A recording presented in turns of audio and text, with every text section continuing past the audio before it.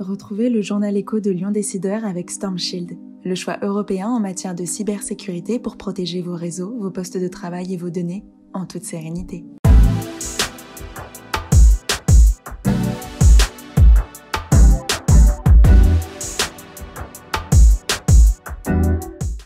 Bonjour et merci d'être fidèle au journal écho de Lyon Décideur. Un véritable plébiscite pour le gaz vert, c'est ce qui ressort d'une étude conduite pour GRDF auprès des habitants de la région. L'occasion de faire un point sur l'activité de GRDF avec Guilhem Armanet, directeur client et territoire de GRDF Sud-Est, notre invité dans un instant. Mais pour commencer, et en bref, l'ADERLI, l'Agence pour le développement économique de la région lyonnaise, qui a accompagné l'implantation de 62 entreprises l'an dernier dans cette région, dont 36 françaises et 26 venues de l'international. Un chiffre en fort repli par rapport aux 110 à 120 d'avant la crise et qui marque aussi le repositionnement stratégique de l'ADERLI. Ce n'est plus la quantité, mais la qualité des implantations qui est privilégiée autour de 4 filières, la santé globale, la mobilité douce, la transition écologique et tout ce qui touche au redéploiement productif dans l'industrie et le textile. Une page se tourne pour le groupe SEB, dont le PDG, Thierry de la Tour d'Artaise, en place depuis 22 ans, va quitter la direction générale le 1er juillet pour ne rester que président. C'est l'actuel directeur général délégué, Stanislas de Gramont, qui prend les manettes d'un groupe qu'il a rejoint voici 4 ans, après avoir effectué l'essentiel de sa carrière chez Danone, avec un passage aussi chez Pernod Ricard.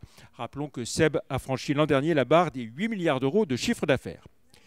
10 ans tout juste après la création de Vivelio, le leader français du livre numérique, Guillaume de Citre, son président, vend les 50% qu'il détenait à Cultura, l'actionnaire principal, et tire sa révérence alors que l'entreprise atteint 1 million de clients avec 40 salariés et pèse 11,5 millions d'euros de chiffre d'affaires. C'est David Dupré qui prend la succession de Guillaume de Citre à la présidence exécutive de Vivelio. Guillaume de Citre, quant à lui, va se consacrer à sa fondation Lire et Sourire. Bel exercice 2021 pour le cimentier Vicat qui a réalisé 3 milliards 100 millions d'euros de chiffre d'affaires l'an dernier en progression de 11% avec un bénéfice net en hausse de 31% à 204 millions. Vicat prévoit d'investir 400 millions d'euros cette année et table même sur 800 millions d'investissements d'ici à 2030 pour réduire l'empreinte carbone du groupe. Enfin, le chiffre du jour, 1000, comme la nouvelle charte des 1000 entreprises pour l'insertion et l'emploi qui vient d'être signée par la métropole, l'État et Pôle emploi, avec comme cheville ouvrière la maison métropolitaine pour l'insertion et l'emploi. La précédente charte avait été signée par 1139 entreprises avec 1470 engagements auprès de 5000 personnes qui avaient été accompagnées entre 2016 et 2022. Place à notre invité à présent, Guilhem Armanet, bonjour. Bonjour. Et merci d'être avec nous. Et donc, pour commenter les résultats d'une étude sur le gaz vert, on va y venir dans un instant. Vous êtes le directeur client et territoire de GRDF dans le Sud-Est. Alors GRDF, le pendant pour le gaz de ERDF dans l'électricité, rebaptisé Enedis aujourd'hui. GRDF gère le réseau de gaz dans la région avec quels moyens et quelle organisation? Alors GRDF Sud-Est, d'abord, c'est sur 2 régions administratives, Auvergne-Rhône-Alpes et Sud Provence-Alpes-Côte d'Azur. GRDF Sud-Est, c'est 2000 salariés, c'est 35 000 km de réseau, presque la distance de la Terre à la Lune. Enfin, une fois le tour de la Terre, pardon. Et donc, c'est 2 millions de clients qui sont des clients particuliers, des clients professionnels, des artisans, des industries, des collectivités locales. Si on essaie de voir quelle est la part de marché du gaz dans la région par rapport aux autres énergies? Alors, je ne vais pas vous parler de part de marché. Ce qu'on sait, c'est qu'il y a énormément d'Auvergnats-Rhône-Alpins qui sont consommateurs de gaz naturel. On est, nous, en train surtout de transformer cette énergie, qui est une énergie fossile, en énergie renouvelable, avec une promesse qu'on fait à nos clients et aux collectivités locales et plus globalement aux Français, de décarboner l'ensemble de cette industrie pour atteindre 100% de gaz renouvelable dans nos réseaux en 2050. Voilà, on va y revenir plus en détail. Comment se répartissent, vous avez évoqué tous vos clients particuliers, entreprises, professionnels, artisans, etc. Comment ça se répartit dans les grandes lignes? 75%, 80% c'est des clients particuliers. Il y a également beaucoup d'artisans et puis des industriels pour une part. D'autres industriels qui sont les gros industriels très intensifs en consommation de gaz sont plutôt clients de GRT Gaz. Et quels sont vos grands projets d'investissement dans cette région? Est-ce qu'il y a des zones qui ne sont pas encore desservies? Alors, le maillage français est quand même assez, a été bien étudié, poussé on ouvre dans la région assez peu de délégations de services publics nouvelles, puisque nous sommes, nous, GRDF, dans une entreprise avec un contrat de service public, puisque vous savez que les canalisations, elles appartiennent aux collectivités locales. Nous en sommes juste le distributeur, finalement, l'opérateur dans ce type de contrat de service public. Alors, sur vos grands investissements, donc... à l'échelle de la région Alors nous, GRDF au national, on dépense 1 million d'euros par jour sur la sécurité. Donc c'est beaucoup d'investissements de sécurisation, de maintenance des réseaux. Et puis avec ces gaz verts qui arrivent, eh bien, il y a aussi des investissements de nouveaux maillages et de raccordement de nouveaux postes d'injection pour finalement acheminer du gaz qui est produit plutôt dans les zones rurales vers le réseau pour pouvoir être distribué partout sur la région. Et d'où vient le gaz que vous distribuez? Alors ce gaz, de plus en plus, donc il est renouvelable et donc c'est un gaz qui est fait à 75% dans des terrains agricoles issus des fermes et puis également on arrive à transformer en gaz renouvelable des boues de stations d'épuration comme ici à Lyon la station de la Fessine qui voit ses boues à l'issue du process de nettoyage de la station du process d'épuration transformé en gaz renouvelable.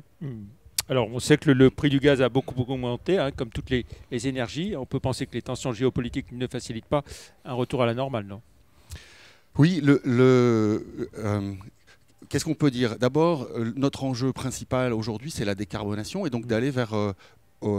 avant cette décarbonation, en tout cas en parallèle, la sobriété. On sait qu'à horizon 2050, nous devrons, nous, globalement en France, consommer 30-40% de moins d'énergie. C'est un enjeu majeur, ça c'est la première chose. Ensuite il y a le prix du gaz qui en ce moment a atteint récemment des sommets. On sait qu'il est bloqué avec un bouclier tarifaire pour la plupart des clients particuliers. Et qui va s'étendre aux habitations collectives, hein, on l'a appris ce matin. Exactement. Ce qu'on imagine c'est que sur le deuxième semestre, le prix du gaz va de nouveau baisser. La bonne nouvelle c'est que ce gaz vert dont nous parlons, il est, lui, de plus en plus rentable au regard de prix du gaz qui augmente en parallèle. Alors, on en vient justement à ce gaz vert et à cette étude que vous avez commandée et qui montre que, donc, un vrai plébiscite de la population pour le gaz vert. Ça, c'est la bonne nouvelle.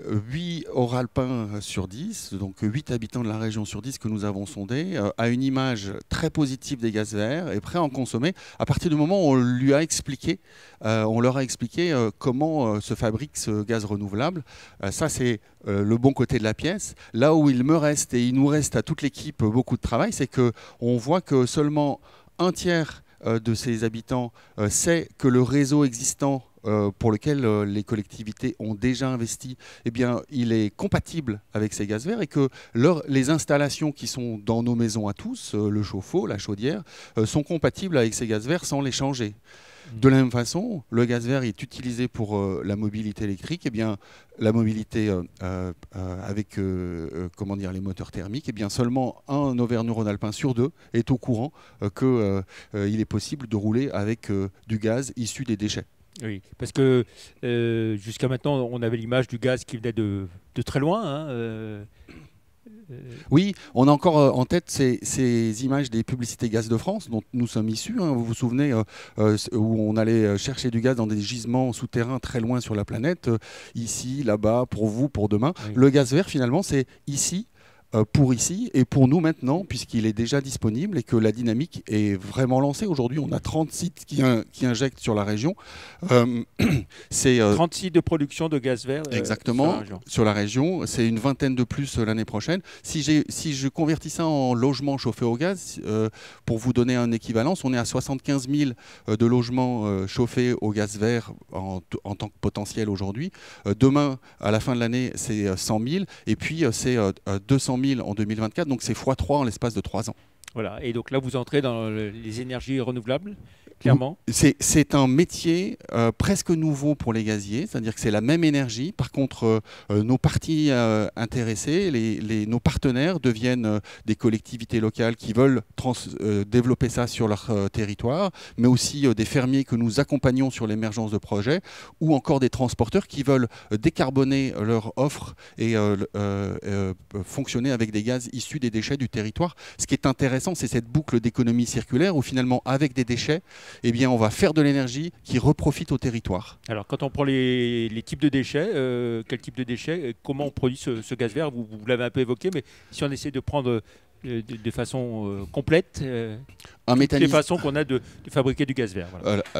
Dans les 3/4 des cas, le biométhane, c'est ce gaz renouvelable, il est fabriqué à partir de déchets agricoles. On va recréer finalement une panse de vache où on va mettre dans une atmosphère sans oxygène, dans une grande marmite, des déchets qui peuvent être des déchets de culture, qui peuvent être du lisier, du crottin de cheval, des déchets finalement de l'agriculture. Et puis on va laisser des bactéries naturelles fabriquer du gaz en l'espace de 3 semaines. Ce gaz va être ensuite épuré, mise à la bonne pression et à la bonne qualité pour pouvoir être injecté sur le réseau de gaz naturel et se mélanger avec le gaz que nous connaissons depuis des années parce que c'est la même molécule. Ça, c'est la première façon de faire du gaz. Ensuite, au-delà des déchets agricoles, il y a tous les déchets alimentaires, de votre cantine, des hôpitaux, les restes de plateaux, mais aussi dans la région, par exemple, Cochonou, qui fabrique des saucissons, certains des déchets de Cochonou peuvent être méthanisés. Et puis demain, tous nos biodéchets, finalement, peuvent rentrer dans ce processus de méthanisation. Et puis la troisième grande source aujourd'hui, c'est donc les stations d'épuration dont on va garder les bouts à la fin du process d'épuration de l'eau pour pouvoir les transformer en gaz renouvelable, comme ici à Lyon, par exemple, où nous avons une quarantaine de bus qui roulent finalement avec les chasses d'eau des Lyonnais, si j'ose dire, dans une logique d'économie circulaire, avec un gaz qui génère 10 fois moins de CO2 et de particules, et moins de particules également que le diesel. Donc vous l'avez dit, l'objectif 2050, c'est notre promesse. Complètement décarboné, donc un gaz complètement décarboné. Notre promesse, c'est 100% de gaz renouvelable dans les réseaux de gaz en France en 2050. Et ça représente des investissements de quel ordre chaque année à peu près ? Je ne sais pas vous dire, c'est beaucoup d'investissements qui sont des investissements d'agriculteurs qui peuvent être aidés aussi par les collectivités. C'est aussi tout notre enjeu aujourd'hui, c'est de continuer à convaincre que cette filière-là, qui est française, qui crée de l'emploi local, non délocalisable, eh bien, elle est indispensable au mix énergétique. C'est aussi le gaz, rappelons-nous, qui nous permet de passer la pointe hivernale parce que cette énergie-là, elle est stockable, elle est flexible, elle est économique, elle est dans le respect de l'environnement. Et donc, ne mettons pas tous nos œufs dans le même panier. Le gaz a vraiment toute sa place sur les territoires en France. Ne faisons pas que du nucléaire, c'est le message que vous faites passer. Nous avons besoin de toutes les énergies. Très bien. Merci beaucoup, Guillaume Armenet, donc directeur client et territoire GRDF Sud-Est, d'avoir été notre invité pour commenter cette étude et puis les projets et les investissements de GRDF. Un grand merci à vous. Merci à vous. Au revoir. On se retrouve la semaine prochaine pour un autre journal éco. Nous accueillerons la nouvelle bâtonnière du barreau de Lyon, Marie-Joseph Laurent. Très bon week-end. Merci. Au revoir.